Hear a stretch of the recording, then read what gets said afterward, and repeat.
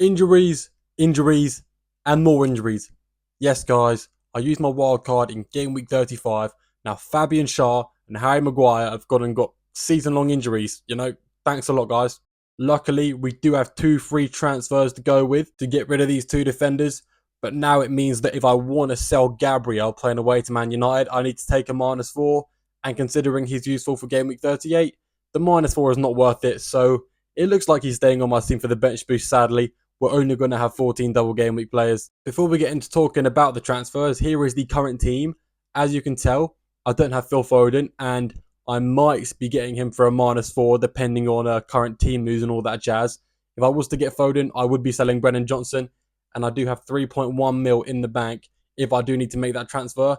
That's why the money's there, but I may be spending it on a certain defender who might be coming back to first team very soon. Now, I've got two options, and both my options all depend on Kieran Trippier's match fitness.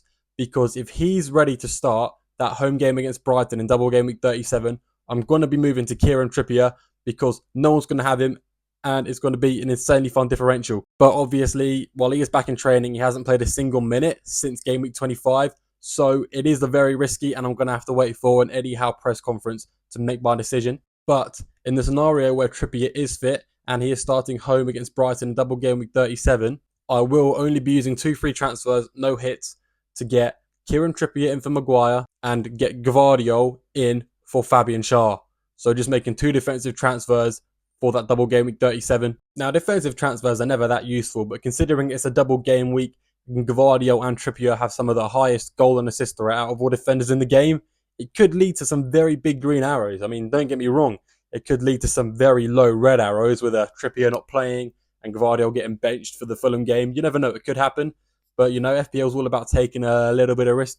And this option would mean I'm not getting Phil Foden because I can't afford it, and I'll already have triple Man City with a double Man City defence in Edison and Gvardiol, which could be a very nice differential or a massive waste of time. Now, if you'd ask me, I prefer the no Foden team over the Foden team because if I do get Foden in my team, which I'll show you in a second, it's going to be the most basic team ever, and I won't really be able to gain on anyone because the front eight is insanely basic. You've got the Son, Gordon, Foden, Bruno, Palmer, Haaland, Isak, Jackson front eight, which most of the game is going to be rocking. I know Bruno and Jackson will be lower ownership than the other ones, but it's still not going to be as much potential upside as someone like Brennan Johnson. Or if I sacrifice Foden so I can afford Kieran Trippier, that could give me even more upside.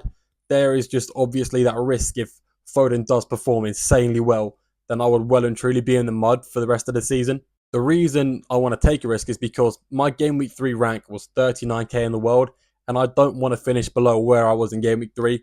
I'd really be letting myself down.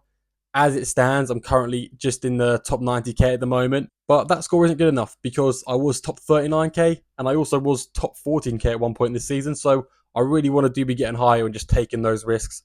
I'd rather take a risk and fail massively than just play it safe and stay at this rank I am now. Anyway, option 2 is where I still sell Maguire and Schär, but instead of getting Trippier and Gvardiol, I get Romero for double Spurs defence and I get Dan Burn instead of Kieran Trippier. That way, I've got enough money for Foden and I've still got that third Man City spot for Foden. And what I'd be doing is selling Brennan Johnson on a -4 to Phil Foden, which is kind of scary because if Brennan Johnson goes and gets a massive haul, I will be incredibly disappointed in myself. So I'm really hoping Kieran Trippier does come back match fit because that would be a way better team, way more fun. But if I can afford Foden in my team for a -4, I simply just cannot let myself neglect it. I mean, you never know. I could just take the L with that Dan Burn and Romero option. It's like, I would like to keep Brennan Johnson, but if I'm doubling up on that Spurs defence with this method, I kind of have to. That means I have to get rid of Brennan Johnson because I can't have 4 Spurs players in my team. So that's the whole thought process behind it. There is a lot of risk to take either way. And I may even go differential captain as well this week, guys. We're going to talk about captaincy now. Now, Haaland is playing away to Tottenham, and Tottenham is Man City's bogey team. They never seem to do well against Tottenham, and they're playing away, so it could be very, very tough.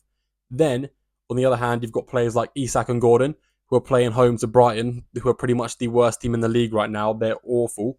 Then, they're playing away to Man United, and Man United have the most shaky defence I've seen in my life. So going with someone like Isak and Gordon could bring you insanely good upside on a differential captain. I think my captaincy also depends on the transfers I make, because if I'm going safe with the transfers and getting Foden, I'm going to go differential with the captain. But if I'm going differential with all my transfers, I may play it safe on the captain, because you don't want to take too many risks, as it could just all end up coming crashing down. You do want a bit of safety somewhere.